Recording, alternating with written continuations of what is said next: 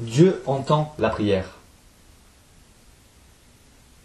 Jésus a enseigné la chose suivante. Lorsque vous priez, ne soyez pas comme les hypocrites, qui aiment à prier debout dans les synagogues et au coin des rues, pour être vus des hommes. Je vous le dis, en vérité, ils reçoivent leur récompense. Mais quand tu pries, entre dans ta chambre, ferme ta porte, et prie ton Père qui est là dans le lieu secret, et ton Père qui voit dans le secret te le rendra. Entre dans ta chambre, ferme ta porte, et prie ton Père. Jésus est venu nous présenter Dieu comme un Père. Et il nous annonce qu'il se rencontre dans le secret de la chambre. Bien évidemment, nous pouvons prier en voiture, en marchant, dans plusieurs endroits, à l'église. Mais il y a là quelque chose de très fort, de très important à prendre en compte. Dieu nous invite dans le secret. Ferme ta porte et prie ton Père. Fermez la porte à nos occupations, parce que nous sommes tellement sollicités par le quotidien, par les tâches diverses. Il y a aussi bien souvent nos pensées qui partent dans tous les sens, mais là nous sommes encouragés à prendre du temps avec Dieu, notre Père, dans le secret. Dans le secret, c'est là que nous pourrons lui exposer tout ce que nous n'osons pas forcément exposer lors des réunions de prière, à l'église. Ce que nous n'oserons peut-être pas exposer non plus en famille. Mais nous sommes invités à prendre du temps à part avec Dieu, notre Père. Et à un Père, on peut tout dire. On peut lui exposer nos soucis, nos craintes, nos angoisses, nos espoirs, des cas spécifiques. Mais il y a une promesse forte. Ton Père, qui voit dans le secret, te le rendra. Un encouragement à croire contre toute espérance. Parce que c'est bien de cela qu'il s'agit lorsque nous nous adressons à Dieu, notre Père, que nous allons devant lui pour le prier, pour lui exposer nos requêtes. Le plus souvent, cela concerne des situations qui nous dépassent. Et là, nous avons la promesse, non pas que nous serons forcément exaucés comme nous le souhaitons, mais que nous serons entendus. Et notre Père veut notre bien, veut ce qu'il y a de mieux pour nous. Et il y a cette promesse, te le rendra.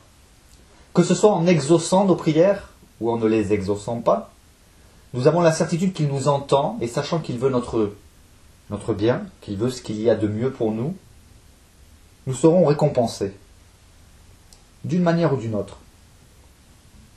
Il ne s'agit pas non plus de multiplier des paroles. Ce n'est pas à force de mots que nous serons exaucés. Il ne s'agit pas de mettre les uns après les autres des mots, mais bien plutôt d'exposer en toute simplicité, tel un enfant qui s'adresse à son Père, et bien de lui exposer tout ce que nous pouvons avoir sur le cœur, nos aspirations, nos espérances, nos requêtes. Jésus, en effet, dira la chose suivante: en priant, ne multipliez pas de vaines paroles comme les païens, qui s'imaginent qu'à force de paroles, ils seront exaucés. Ne leur ressemblez pas, car votre Père sait de quoi vous avez besoin avant que vous le lui demandiez. Une fois, on m'a fait la remarque concernant les païens, parce que dans l'inconscient collectif, les païens, ce sont des incroyants. Mais pas forcément. Les païens, ce ne sont, enfin, dans la pensée de Jésus, Ce ne sont pas des personnes qui ne croient en rien, mais ce sont des personnes qui croient en plusieurs divinités, puisqu'il s'agit de païens qui prient. Et bien souvent, la prière est présentée comme une suite de récitations qui rejoint plus la superstition finalement que la vraie prière authentique, fervente. Prier, ce n'est pas une suite de mots, mais c'est parler à Dieu. Et là, Jésus nous dit de ne pas ressembler aux païens. Il nous annonce déjà quelque chose de fort. Il nous dit que notre Père sait de quoi nous avons besoin avant même que nous le lui demandions. On pourrait alors se demander, mais pourquoi finalement le prier s'il sait ce que nous avons besoin ? Tout simplement parce que Dieu veut établir une relation avec nous. Bien évidemment, il nous exauce bien souvent avant même que nous le lui demandions quoi que ce soit. Nous sommes au bénéfice de ses grâces quotidiennement, mais la prière est un des moyens par lequel nous pouvons être en relation, en communion avec notre Père. Car de la même manière qu'un père aime avoir des contacts avec ses enfants, pouvoir discuter avec eux et échanger avec eux, de la même manière, notre Père Céleste prend plaisir à passer du temps avec nous. Et il n'y a pas de raccourci, il faut prendre le temps. Mais il y a souvent bien des freins. Nous ne sommes pas forcément motivés, nous n'avons pas de foi, nous ne ressentons pas sa présence. Néanmoins, nous sommes appelés à vivre par la foi et non par la vue. Nous sommes appelés à vivre par la foi et non par le ressenti. Que nous ressentions la présence de Dieu ou que nous ne la ressentions pas, c'est quelque chose d'ailleurs qui peut apparaître de très subjectif pour les non-croyants. Nous avons la certitude que, en nous appuyant sur ce que Dieu dit dans sa parole, qu'il est présent, qu'il nous écoute, qu'il est attentif à nos prières.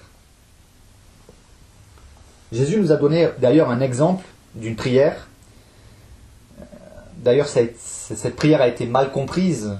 Certains croient qu'il suffit de la réciter, alors que quelques versets plus haut, puisqu'il s'agit là d'un passage qui se trouve dans Matthieu, au chapitre 6, les versets 5 à 13.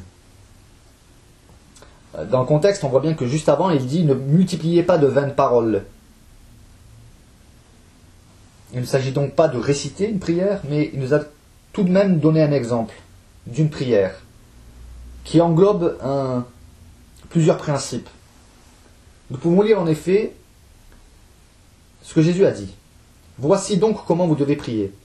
Notre Père qui es aux cieux, que ton nom soit sanctifié, que ton règne vienne, que ta volonté soit faite sur la terre comme au ciel. Donne-nous aujourd'hui notre pain quotidien. Pardonne-nous nos offenses, comme nous aussi, nous pardonnons à ceux qui nous ont offensés.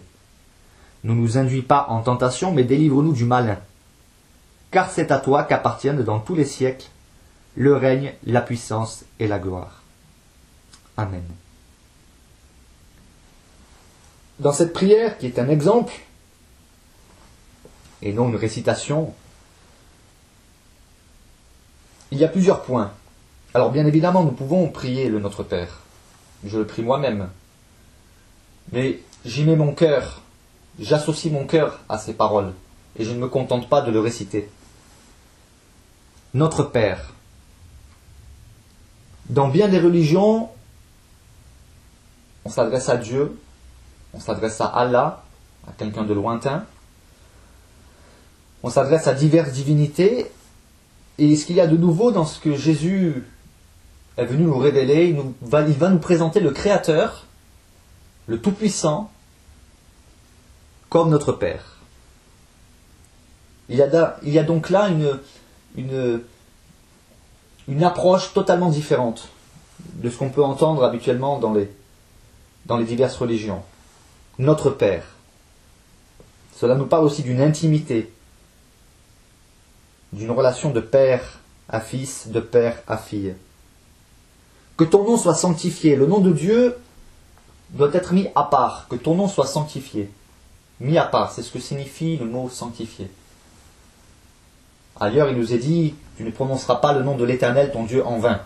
On se rend compte avec quelle légèreté de nos jours, bien des personnes utilisent le nom de Dieu un peu à toutes les sauces. On l'entend même jusque dans certaines expressions, ô mon Dieu, etc., etc. Sans parler des jurons. Donc, nous devons prendre conscience que notre Père, notre Dieu, est à part. Non seulement il est saint, mais il est à part aussi dans l'approche que nous sommes appelés à avoir avec lui. Que ta volonté soit faite sur la terre comme au ciel. Il est évident que si nous nous adressons à Dieu, à notre Père, il ne s'agit pas de lui demander tout et n'importe quoi, mais si nous aimons Dieu, alors nous lui demanderons des choses qui sont conformes à sa volonté, des choses qui sont saines. Il me paraît peu probable qu'une personne se disant chrétienne prie Dieu pour recevoir une BMW ou une maison de luxe. Ainsi, nous sommes encouragés à demander selon sa volonté. Et là, dans la prière du Notre Père, que ta volonté soit faite sur la terre comme au ciel. Donne-nous aujourd'hui notre pain quotidien. Nous sommes en droit de demander ce que nous avons besoin pour notre quotidien, que ce soit le pain ou le vêtement. Et le prochain point, un point important, pardonne-nous de nos offenses, comme nous aussi nous pardonnons à ceux qui nous ont offensés. Combien de personnes se disant croyantes, et même parmi les chrétiens, passent du temps en prière devant Dieu, tandis même qu'ils ont encore dans leur cœur de l'amertume, de la rancœur envers l'une ou l'autre personne de leur famille, un ami, un collègue de travail, un chrétien même. Cela peut aussi avoir lieu dans l'Église. Or, il est indispensable que nous pardonnions. Pardonne-nous nos offenses comme nous aussi nous pardonnons à ceux qui nous ont offensés. Bien évidemment, il y aurait de quoi développer sur cette prière, mais je ne fais que la survoler, pour y poser quelques bases. Plus loin, il nous est demandé, il est dit, ne nous induis pas en tentation, mais délivre-nous du mal. D'autres traductions disent, ne nous induis pas dans l'épreuve. Quoi qu'il en soit, nous sommes en droit de demander la protection de Dieu, de nous délivrer du malin et de nous garder de l'épreuve. Il y a certaines épreuves, certes, que nous ne pourrons pas éviter parce qu'elles sont utiles pour notre formation, notre transformation. Mais néanmoins, il y a des épreuves qui sont relativement difficiles et dont l'auteur est le malin. Nous sommes là en droit de demander à Dieu de nous garder. Et pour conclure, car c'est à toi qu'appartiennent dans tous les siècles le règne et la puissance et la gloire. Amen. Il s'agit là, bien sûr, de glorifier Dieu, de reconnaître en lui que le règne, la puissance et la gloire lui appartiennent. C'est aussi un puissant encouragement pour nous-mêmes que de savoir que le règne, la puissance et la gloire lui appartiennent.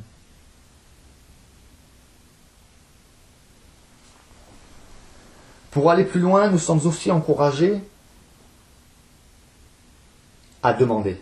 Jésus, en effet, dira la chose suivante, demandez et l'on vous donnera. Cherchez et vous trouverez. Frappez et l'on vous ouvrira. Parole simple dans laquelle Jésus nous assure que nous serons entendus et exaucés.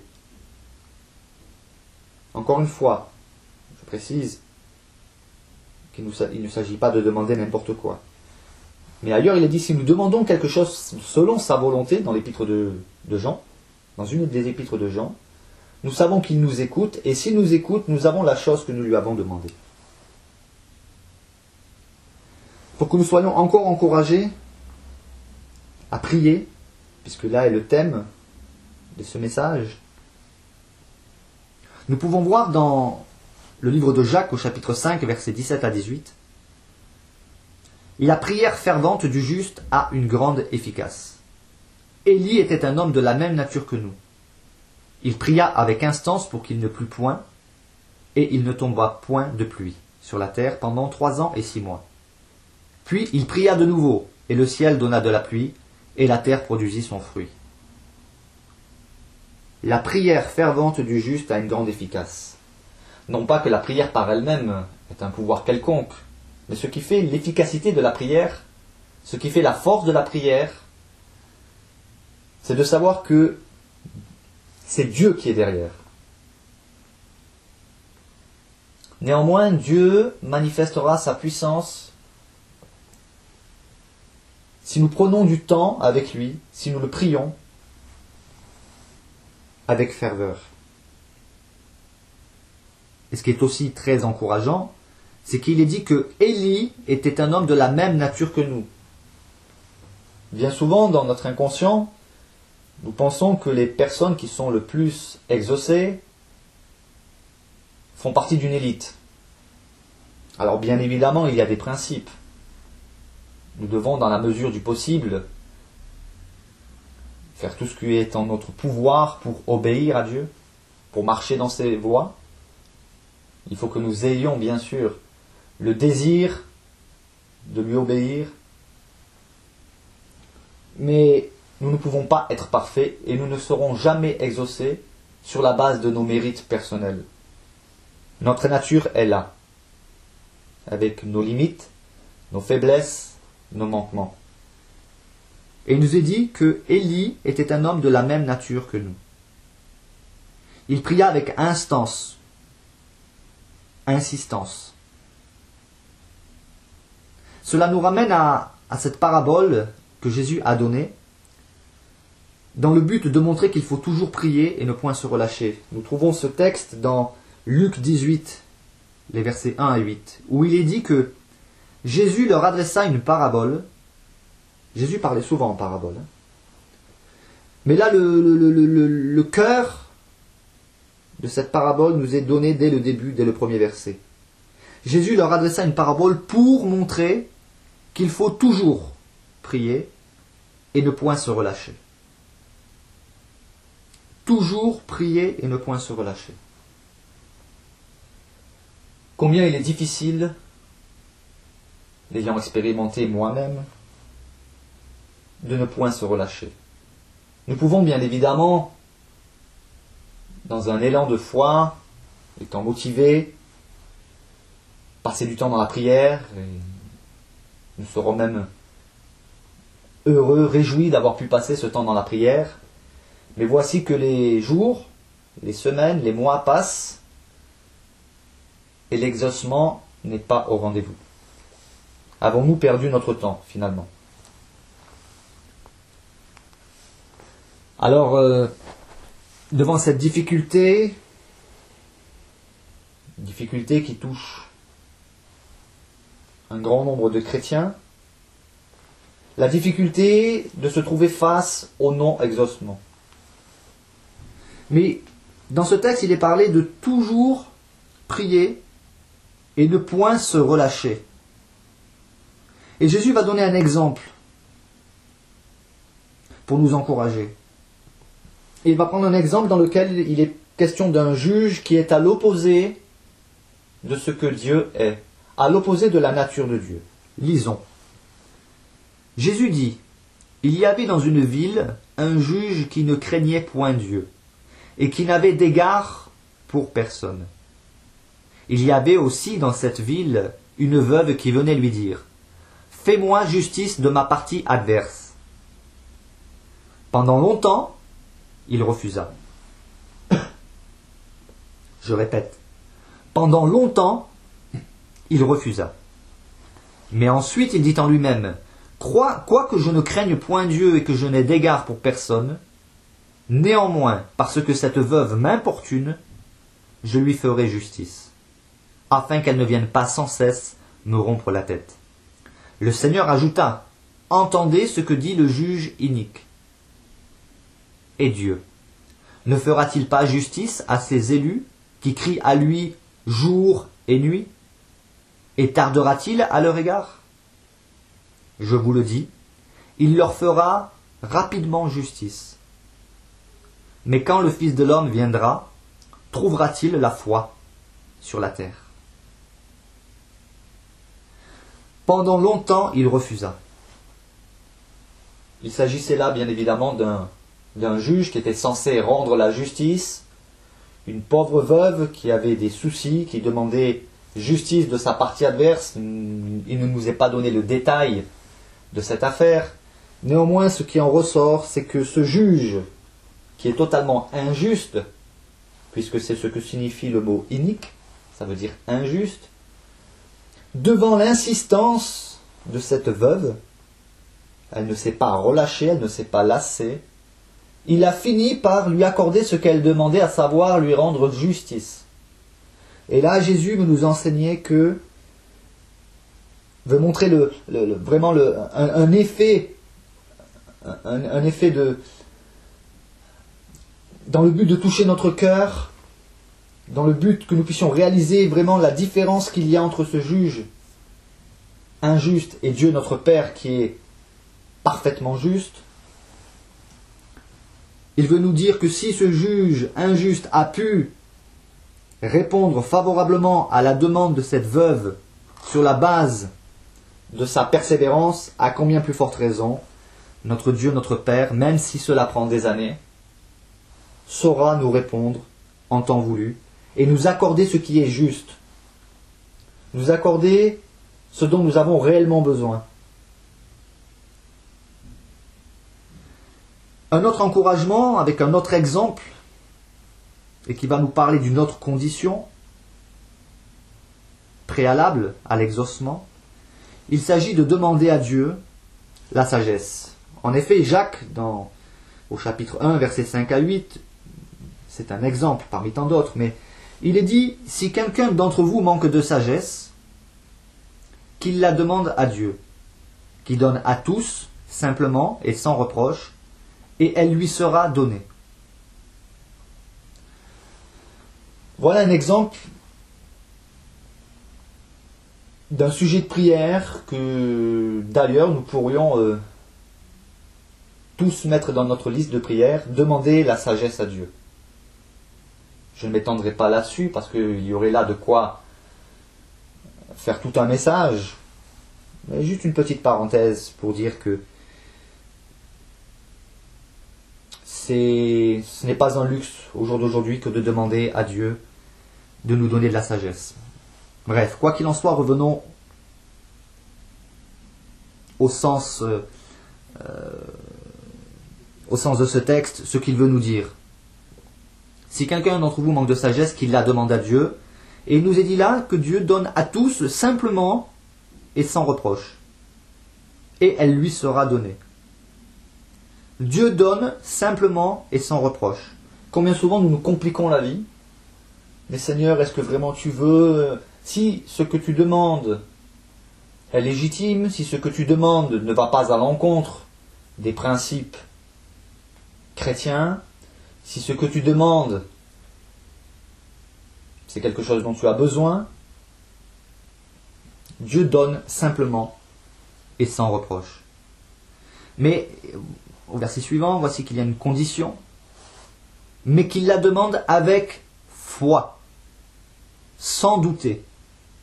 Et c'est là qu'il peut y avoir un souci, c'est que nous sommes tellement prompts, moi y compris, à douter. Pourtant nous voyons là un encouragement fort à ne pas douter.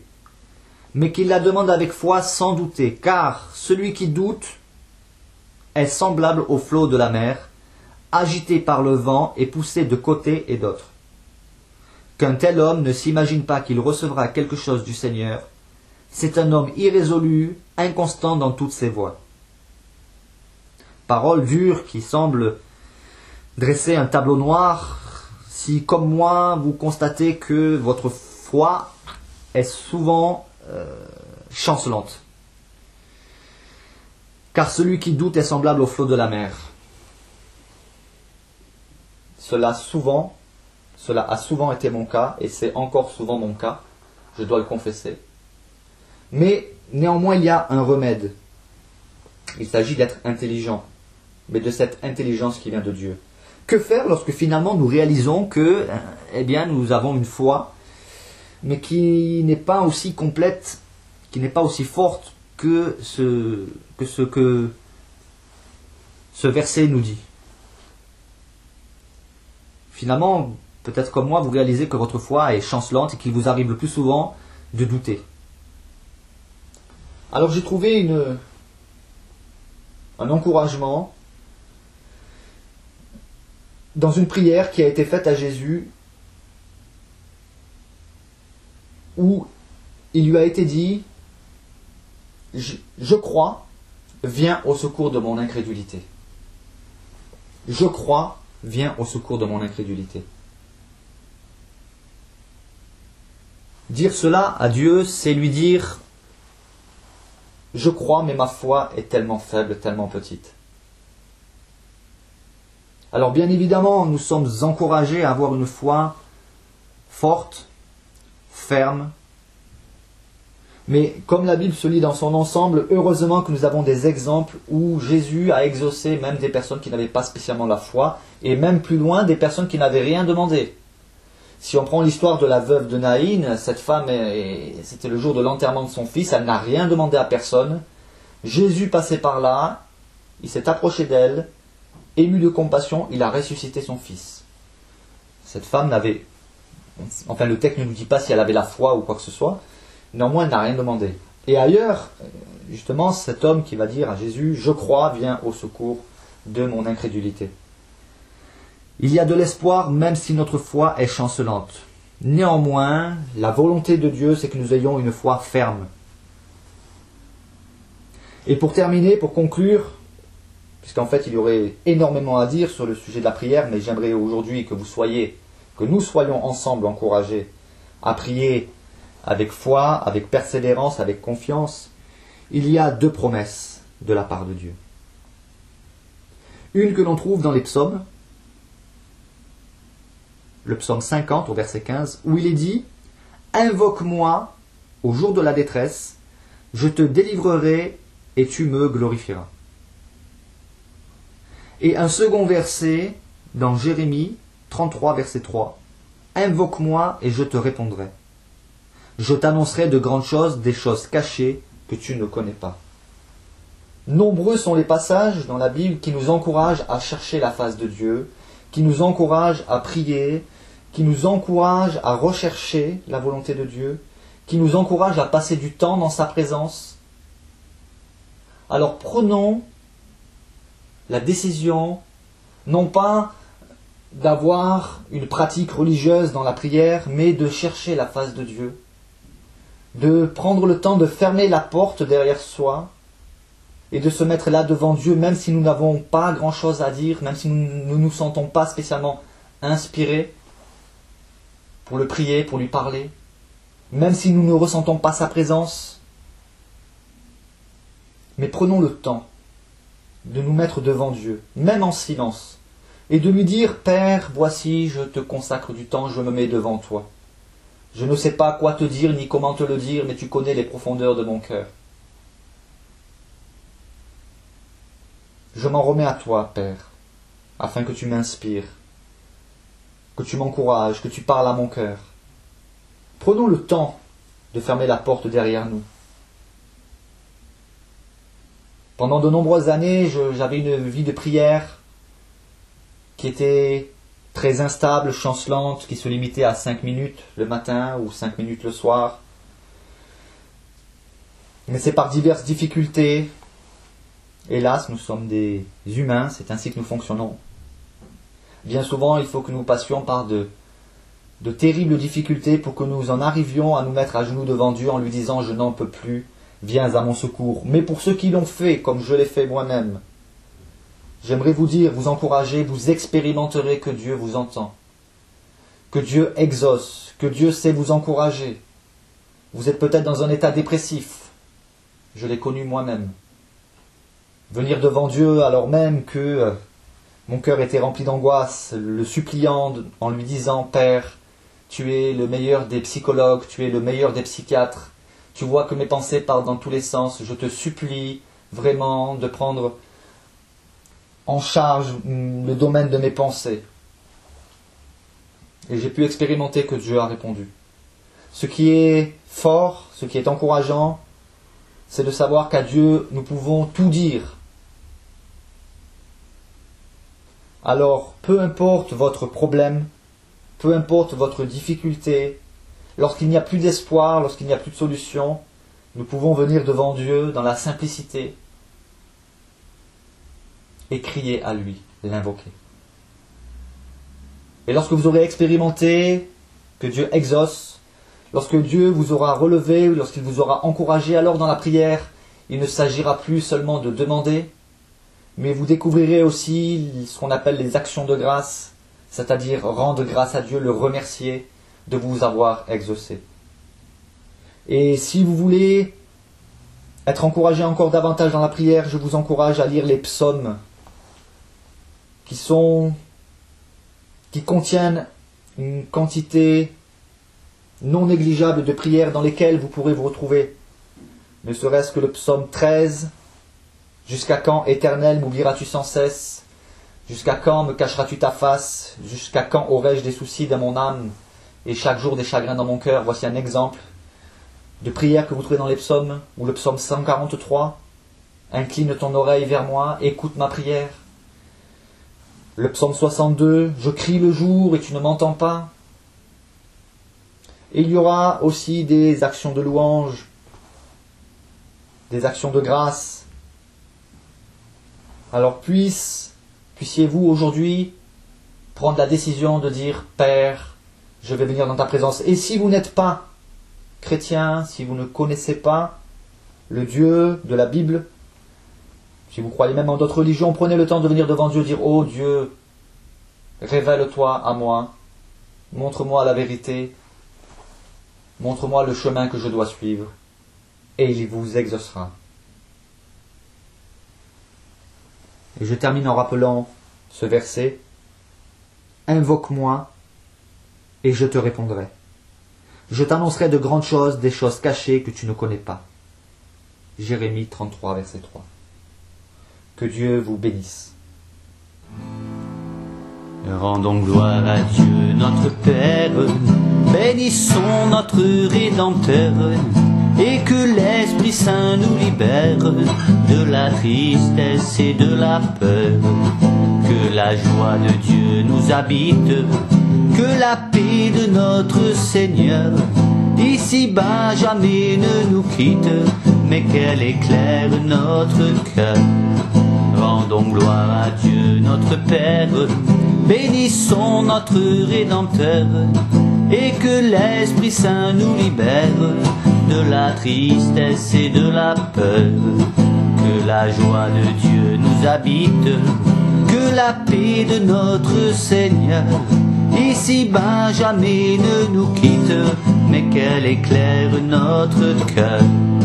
Rendons gloire à Dieu notre Père, bénissons notre Rédempteur, et que l'Esprit Saint nous libère de la tristesse et de la peur.